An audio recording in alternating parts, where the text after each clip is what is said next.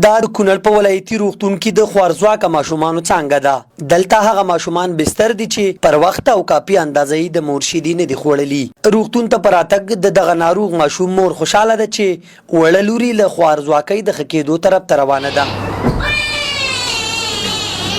ماشاءالله زما ماشوم خوالي ته خوالي اړه روان دي او چې څه وغواړم هر څه مسبسب ورکول کېږي او شوده چې دي وخت په وخت زما ماشوم ته ښه شوده ورکوي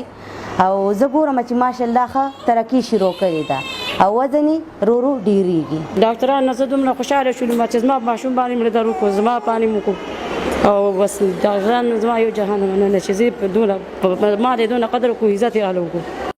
دوی په روغتون کې له ټولو خدماتو راضي دي. وایي وخت پر وخت یې ډاکټران پوښتنې ته ورځي او په دې یې پوهوي چې د مور شیدې ماشوم ته څومره ګټورې دي. موږ ته هر سهار راځي موږ ته درس راکوي چې د مور سودو ډېر ګټور دي او هغه وارګه چې مور خپل بچي ته اولني وارګه ورکړي د هر څه نه هغه ګټور دي. شفیق الله بابر چې د اسداباد په ولایتي روغتون کې د سوی تغذیه ماشومانو د څانګې مشر دی وایي په یاد روغتون کې ماشومانو ته ډول ډول د خوړو ورکولو ترڅنګ مور ته اړینې مشورې هم ورکول کیږي ترڅو ماشوم یې ښه او په صحت روغ وي.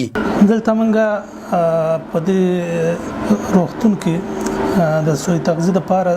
3 پروګرامونه لرو. یو د او پی ډي مم په نوم باندې یادېږي چې هغه متوسط ناروغان موږ دلته نیسو او هغه لپاره یو پروګرام لرو چې په هغه کې یو رقم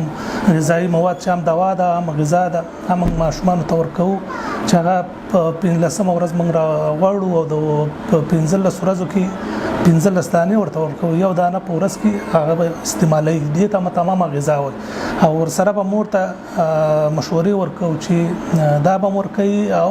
په محفوظ ډول یعنی لکه یو دوا چې یو ماشوم ته ورکول کېږي نور ته به نه ورکوي دا صرف د همدې ماشوم لپاره ځانګړي شوي ترڅو د دې ماشوم دغه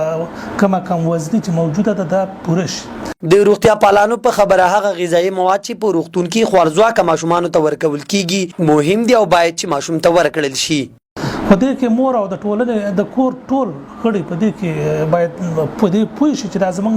ماشوم په ناروغۍ باندې اخته دی. دا کم وزني یو ناروغي ده ضعیفوالی دی چې هر مرض به کولی شي د ماشوم د خپل تاثیراتو لاندې راولي او په مرض باندې شي اخته شي. نو که په دې باندې مور او پلار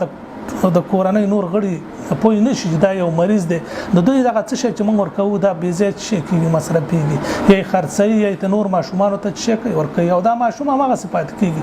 او د ماشوم لپاره یو ټارګټ وخت دی دا 2 کاله که په دې کې دا خوالي ته ونه رسېږي دا بیا وروسته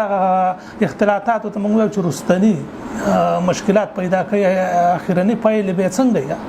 نو به خراب وي لکه مخکې چې ما په خبره وکړې دغه متوسط پروګرام دی. د دوی په وینا ماشوم ته د مور شیدې تر نور هر څه مهمې دي او مور مکلفه ده چې د ماشوم روغتیا ته جدي پاملرنه وکړي ترڅو یې ماشوم ښه او صحتمند رالوی شي او که ورته پاملرنه ونه شي نو همدا ماشوم به د کورنۍ او ټولنې د اوږو بار وي.